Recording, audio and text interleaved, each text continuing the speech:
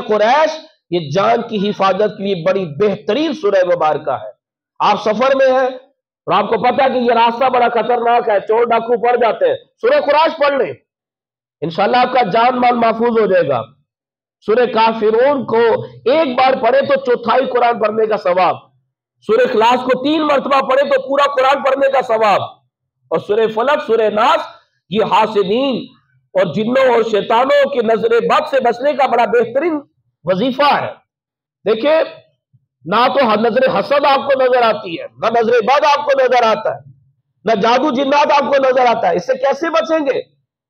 یہ چیزیں ایسی ہیں کہ جس میں دنیا سے بڑے طاقتور انسان میں بچنے کی طاقت نہیں ہے. قل اعوذ برب الفلق، اللہ کی پناہ میں آنا ہوگا.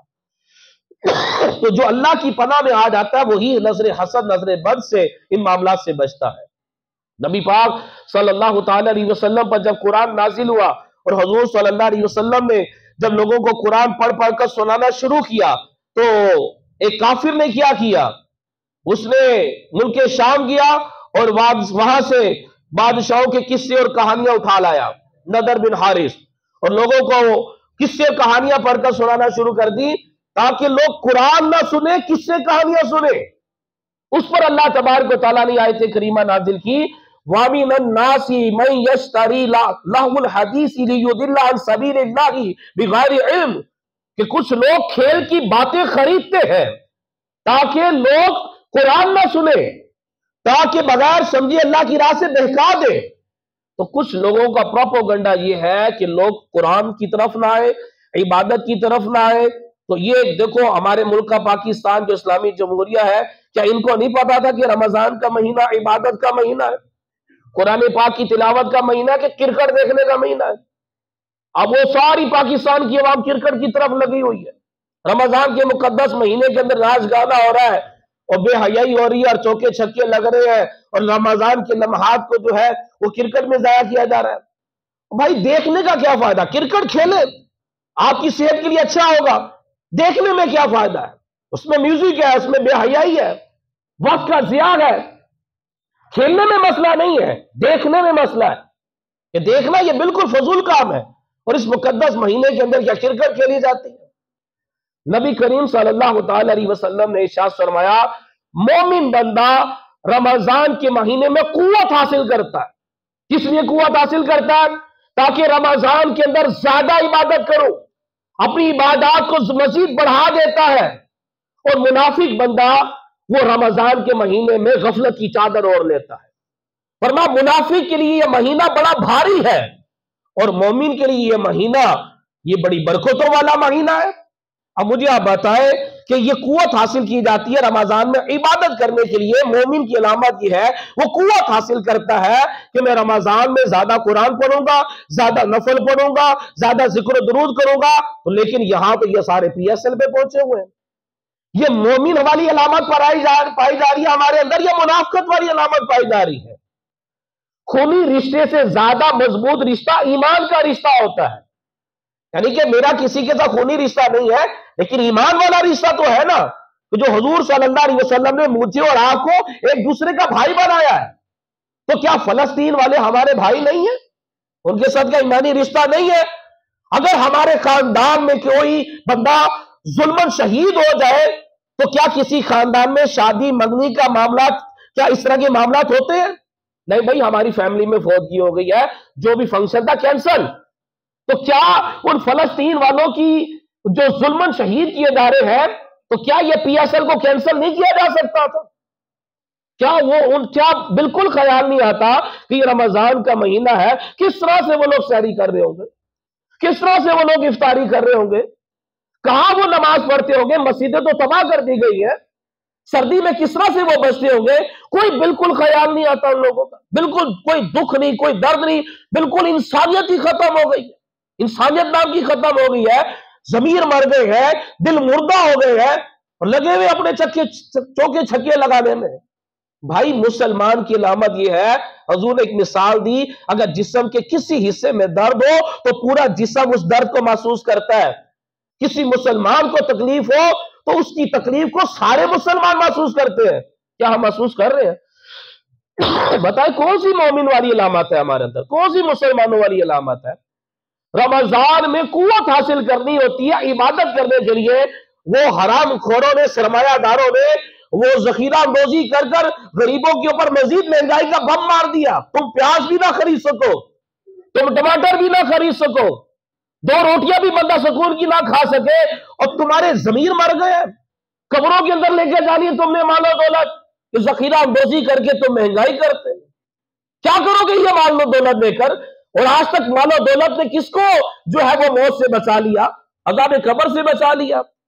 رمضان کا مہینہ صدقہ خیرات کرنے کا مہینہ ہوتا ہے۔ چیزیں سستی کر دو، یہ واحد یہ ملک ہے کہ جہاں کے اندر چیزیں کی مہنگائی دگنی ہو جاتی ہے۔ عبادت کرنے کے بجائے یہ مال کمانا شروع ہو جاتے ہیں، نیکیاں کمانے کے بجائے یہ مال کمانا شروع ہو جاتے ہیں۔ انہیں بالکل نیکیوں کی نہیں پڑی، کوئی غریبوں کی نہیں پڑی، کوئی انسانیت نہیں، اپنی تجوریاں بھرنی ہے، بس اپنی تجوریاں بھرنی ہے۔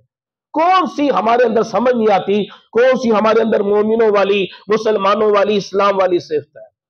ایک شخص حضور کی بارگاہ میں حاضر ہوا، عرض کرنے لگا یا رسول اللہ صلی اللہ علیہ وسلم، میں اتنی دور سے آیا ہوں کہ وہاں سے یہاں آنے میں 9 دن لگتے ہیں، لیکن وہ اتنا لمبا سفر میں نے 6 دن میں طے کیا ہے۔ میں نے نہ رات کو آرام کیا، نہ دن میں پانی پیا، مسلسل سفر کر کر آپ کی بارگاہ میں حاضر ہوا، صرف ایک سوال کرنے کے لیے۔ حضور صلی اللہ علیہ وسلم نے ارشاد فرمایا تمہارا نام کیا ہے؟ کہنے لگا میرا نام ہے زائد الخیل، گھوڑے والا۔ حضور نے فرمایا نہیں، تمہارا نام ہے زائد الخیر، بھلائی والا، کہ جو علم دین کی بات سوال پوچھنے کے لیے آتا وہ گھوڑے والا نہیں ہوتا، وہ بھلائی والا ہوتا ہے۔ حضور نے فرمایا پوچھو تمہارا سوال کیا ہے؟ کہنے لگا یا رسول اللہ صلی اللہ علیہ وسلم کیسے پتا چلے گا کہ اللہ مجھے پسند کرتا ہے، اور کیسے پتا چلے گا کہ اللہ مجھے پسند نہیں کرتا؟ نبی پاک صلی اللہ تعالی علیہ وسلم نے ارشاد فرمایا جب تم صبح اٹھو اور تمہارے اندر نیکیوں کا شوق ہو، نیکیوں سے محبت ہو، نیک لوگوں سے بھی محبت ہو، اور نیکیاں چھٹنے کا غم ہو، تو سمجھ لینا کہ اللہ تم سے محبت کرتا ہے، اللہ تمہیں پسند کرتا ہے۔ اور اگر صبح اٹھو نیکی کرنے کا کوئی شوق نہیں، صرف PSL دیکھنے کا شوق ہے، میچ دیکھنے کا شوق ہے، گیمیں کھیلنے کا شوق ہے، صبح اٹھا کوئی نیکی کرنے کا شوق نہیں، نیک لوگوں سے بھی محبت نہیں، نیکی چھوٹنے کا کوئی غم بھی نہیں ہے، تو سمجھ لینا تم اللہ کے ناپسندیدہ بندے۔ بالکل ایک چند جملوں میں حضور صلی اللہ علیہ وسلم نے سارا مسئلہ حل کر دیا، بتا دیا۔ تم اپنے آپ کو خود ہی چیک کر سکتے ہو کہ اس وقت اللہ مجھے پسند کرتا ہے کہ نہیں کرتا، اللہ مجھے ناپسند کرتا ہے کہ نہیں کرتا۔ اب دیکھو کیا نیکیوں سے محبت ہے؟ اگر نیکیوں سے محبت ہوتی تو رمضان کے اندر یہ تراویح میں 1-2 صف ہوتی، وہی رمضان کو اور دنوں کی طرح گزارا جا رہا ہے، کرکٹیں دیکھی جا رہی ہیں، ان میں وقت ضائع کیا جا رہا ہے۔ یہ نیکیوں سے محبت؟ کیا نیک لوگوں سے محبت ہے؟ عشرے کے اندر ایک عورت عربی والا لباس پہنتی ہے، کچھ لوگوں نے اس کو ہراساں کیا، لوگوں نے ہراساں کیا، لوگ ویڈیو بنانا لگ پڑے علماء کے خلاف، مولوی جاہل، علماء جاہل۔ مجھے بتائیں کس عالم نے اس کو ہراساں کیا تھا؟ تم علماء کے خلاف کیوں بولنا شروع کر دیتے ہو؟ گھوم پھر کر تمہیں اٹیک کرنے کے لیے علماء ہی نظر آتے ہیں۔ کہہ رہے علماء جاہل، علماء کو پتہ ہی نہیں ہے کہ وہ عربی لکھی ہوئی ہے، قرآن نہیں لکھا ہوا، اور بول کون رہا ہے؟ وہ علماء کو جاہل کہہ رہا ہے جس کو استنجا کرنے کا نہیں پتا، جس کو غسل کا نہیں پتا، جس کا باپ مر جائے تو جنازے کی سب میں کھڑا ہو جائے، جنازے کی دعا نہیں اس کو آتی، اور وہ علماء کو جاہل کہہ رہا ہوتا ہے۔ ارے نیک لوگوں سے محبت، علماء سے، حفاظ سے محبت کرے، اللہ تبارک و تعالیٰ اس کو پسند کرتا ہے۔ مجھے میرے دوست نے مجھے کہا کہ یار میں نے ایک جگہ نکاح پڑھانا تھا، میں نہیں پہنچ سکتا، آپ کے قریب ہے یہ سگیا، تو آپ چلے جاؤ، جا کر نکاح پڑھا دو۔ اب آپ کو پتا وہاں روڈ سارا ٹوٹا پڑا تھا، میں بڑی مشکل سے وہاں پر میں پہنچا، میں نے نکاح پڑھایا، تو مجھے کہتا ہے مولوی صاحب آپ کا پروفٹ کتنا ہے؟ میں نے کہا جب آپ نے یہ کیٹرنگ کا سامان لگایا تھا اس سے پوچھا تھا کہ پروفٹ کتنا ہے؟ یہ جو آپ نے ڈھول بجایا تھا اس سے پوچھا تھا کہ پروفٹ کتنا ہے؟ اپنی بیٹی کے لیے جب لہنگا خریدنے گئے تھے تو اس سے پوچھا تھا کہ پروفٹ کتنا ہے؟ آپ نے اسٹیج پہ جو اتنے سارے پھولوں کی سجاوٹ کروائی ہے اس پھول والے سے پوچھا تھا کہ پروفٹ کتنا ہے؟ یہ جو ڈی جے بجوایا اس سے پوچھا کہ پروفٹ کتنا ہے؟ میری مرتبہ کو پروفٹ یاد آ گیا کہ پروفٹ کتنا ہے، فیس کتنی ہے۔ یعنی کہ حال دیکھیے ہمارا نیکیوں سے اور نیک لوگوں سے محبت کتنی ہے ہماری اس مسجد میں مدرسہ لگتا ہے، 60 بچے حفظ و ناظرہ کی تعلیم حاصل کر رہے ہیں، سالانہ اس کا خرچہ 6 لاکھ روپے ہے، رجب کے مہینے سے میں زکوٰۃ فطرانہ مانگ رہا ہوں، لیکن پورے سال کا میں خرچہ اس 3 مہینے میں پورا کرنا تھا، اب تک صرف 10,000 جمع ہوئے ہیں۔ بتائیں کس طرح سے مدرسہ چلائیں؟ فقیروں کی طرح ہمیں چوک پر بندہ بٹھانا پڑ گیا، جھنڈا پکڑا کر گلا رہ کر، چلو بھائی جو 5-10 روپے آ رہے ہیں یہ تو جمع ہو جائے، اس کا بھی مذاق اڑایا جاتا ہے، چوکوں پہ جھنڈا لے کر کھڑے ہو گئے۔ او بھائی اگر ڈونیشن صحیح طرح آتی ہوتی، ہمارا دماغ خراب ہے کہ چوک پر بھیک مانگے دین کے لیے؟ یہ تو ہمارا حال ہے۔ ایک بندے سے میں نے کہا کہ یار 1500 روپے دو، مرحومین کے سالے ثواب کے لیے صدقہ دو، شب برات میں دینا چاہیے، اور یہ صدقہ تمہارا مسجد مدرسے میں خرچ ہوگا۔ کوئی ریپلائی نہیں دیا۔ 2 دنوں کے بعد اس کے اسٹیٹس پہ لگا ہوا ہے اتنے سارے پیزے سامنے پڑے ہوئے، اسٹرنگ کی بوتل پڑی ہوئی ہے، پیزے کھانے کے لیے، اسٹرنگ پینے کے لیے پیسے ہیں، تھوڑا سا صدقہ قرآن حدیث کی تعلیم کو عام کرنے کے لیے، صدقہ دینے کے لیے بندے کے پاس پیسے نہیں۔ 6 مہینے ہو گئے مجھے سولر کا اعلان کر رہا ہوں کہ ہمیں سولر لگانا ہے، ابھی تک ہم اس کے 2.5 لاکھ روپے کے مقروض ہیں، وہ ابھی تک پورا نہیں ہوا۔ باقی ساری مسلمانوں کی عیاشیاں چل رہی ہیں۔ فلسطین والوں کے لیے کس طرح سے وہ بیچارے تھوڑا تھوڑا آٹا زمین سے اٹھاتے ہیں، کس طرح سے وہ سحری افطاری کرتے ہیں۔ یقین جانے کیا ہمارا جب ہم افطاری کے دسترخوان پر بیٹھتے ہیں تو کیا فلسطینیوں کو یاد کر کے کوئی دل میں دکھ نہیں ہوتا، کوئی آنکھوں میں نمی نہیں آتی کہ ہمارے سامنے تو پکوڑے سموسے پڑے ہوئے ہیں، وہ بیچارے کیا کر رہے ہیں، کس طرح سے وہ بتائیں سحری افطاری کر رہے ہیں۔ ان کے لیے اعلان کیا جاتا ہے کہ بھائی وہاں جا کر ان کو کھانا کھلانا ہے، اپنی زکوٰۃ فطرانہ دیتے، کان میں جو نہیں رکھتی، پتہ نہیں لوگوں کی زکوٰۃ فطرانے وغیرہ کہاں جاتے، کس کو دیتے۔ ابھی تک میرے پاس کسی قسم کی کوئی ڈونیشن نہیں آئی کہ یاد کہ یہ دعوت اسلامی جو ہے یہ مدارس چلا رہی ہے، غریبوں کو کھانا کھلانا ہے، آپ اپنے احتیاط دے دیں، کوئی چکر نہیں۔